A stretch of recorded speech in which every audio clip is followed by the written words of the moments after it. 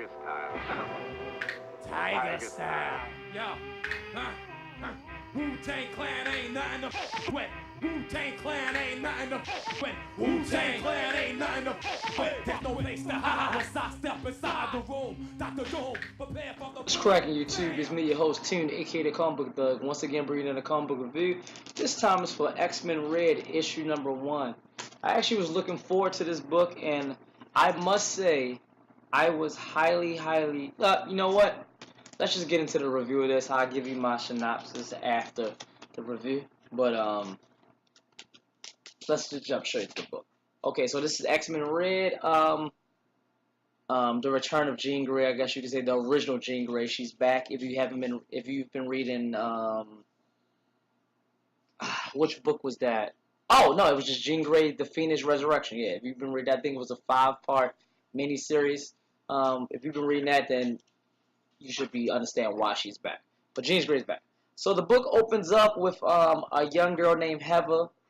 She's laying in bed and she hears voices telling her that they're coming, and it's the middle of the night. Like I said, she's laying in bed, and we see like some people with like pitchforks and torches, like kind of like they chasing after Frankenstein, but they break into her house. She jumps out the window. She's go running, and she even see her mom pointing a gun at her, and her mom calls her an abomination because apparently Heather is a mutant.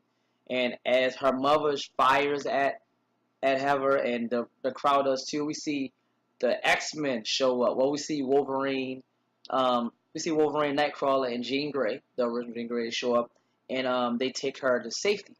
And when she gets there, they're at we see more X-Men. We see Namor, you know, the King of Atlantis. Honey Badger, I hate her name, but you know that's the clone of Wolverine, the female Wolverine. That's her her little sister, or whatever. Trinity, I'm not really too familiar, and Gentle, I'm not too really familiar with those two mutants. I'm sure they've been in the X-Men book. I'm pretty sure. I'm not really too familiar with neither one of those, but whatever. I'm sure it's gonna test up. So Jean just basically tells her that she's safe and the hate can't reach her where they're at, and that's basically the opening title. So we see X-Men Red. Excuse me. Oh, excuse me. See X-Men Red. So we see that the members of X-Men Red and the open title Jean Grey, Nightcrawler, Namor, Wolverine, and Honey Badger. So okay, so then we go to 2 months earlier and we see these 2 car robbers, these 2 carjackers. This must be in LA. No, but it's in New York. So we see these 2 guys with masks on. They take this woman out of her car and they steal their car. And as they're driving off, they realize that there's a baby in the back. The baby's crying, and out of nowhere, something just popped up on my screen. I hope the video's still playing. It's like something uploaded on my screen. Just hide it. Okay, anyway.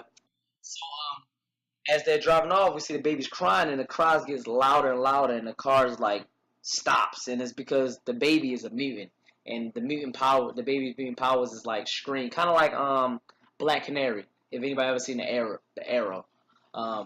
like Green Arrow, whatever, you know, Black Canary, Arrow's girlfriend, or whatever, like the scream, but sonic pitch, kind of like that. So Jean Grey comes and she basically puts like a psychic suggestion in the baby's mind, like not to cry so much, and she basically tells the mother like it's gonna be hard, but when the baby gets older, you should come to Xavier School for Gifted, and we'll help the baby control his powers.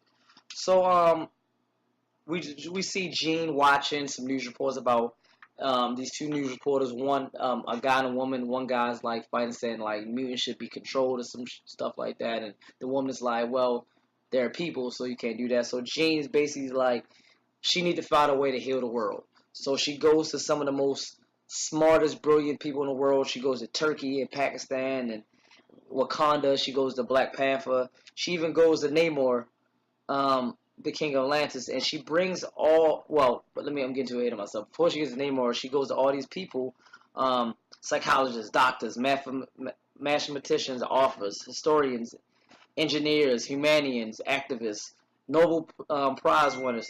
She goes to all these people because she wants to she wants to borrow their minds, and she wants to put all their minds together so she can come up with an idea to try to help heal the world. She shows Nightcrawler, and Nightcrawler said, "This is a wonderful idea. I want to be a part of this." Then she goes to Atlantis, and she sees Namor because she says she want to go to the United Nations, but she needs a country behind her, so she wants him to stand with her. So she goes to the United Nations, and she basically pleads her case like she basically wants to make mutant kind of their own like kind of country a little bit, their own nation, and Atlantis recognizes the mutant nation, and Wakanda does too, and so she gets people to follow her. In the midst of this, um, she was talking to, I guess you would say, the congresswoman.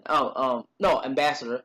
The woman is in charge of the meeting, and the ambassador comes up to her after the meeting and says, "You're not in control here.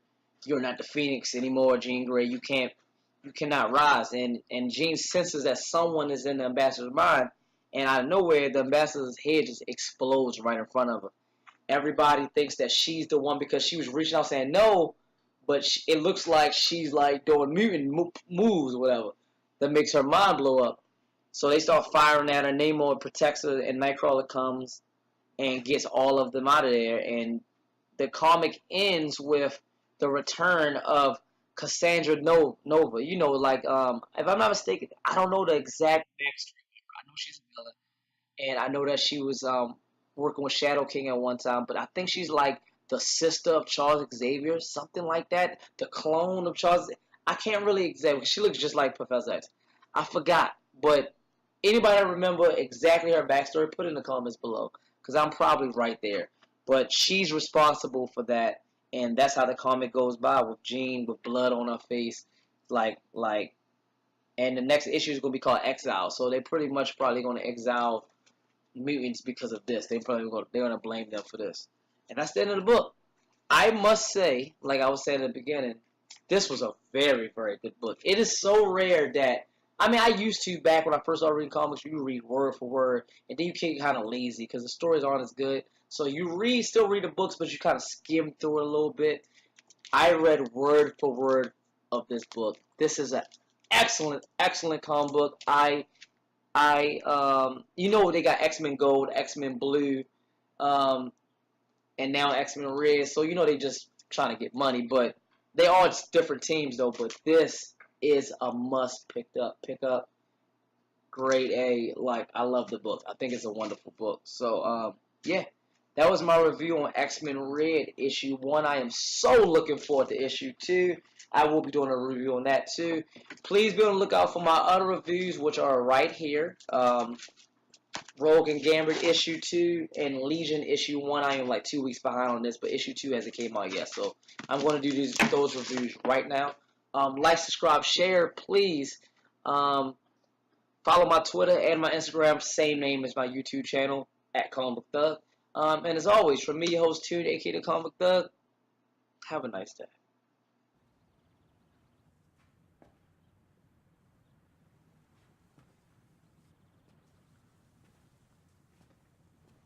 You're still here. It's over. Go home.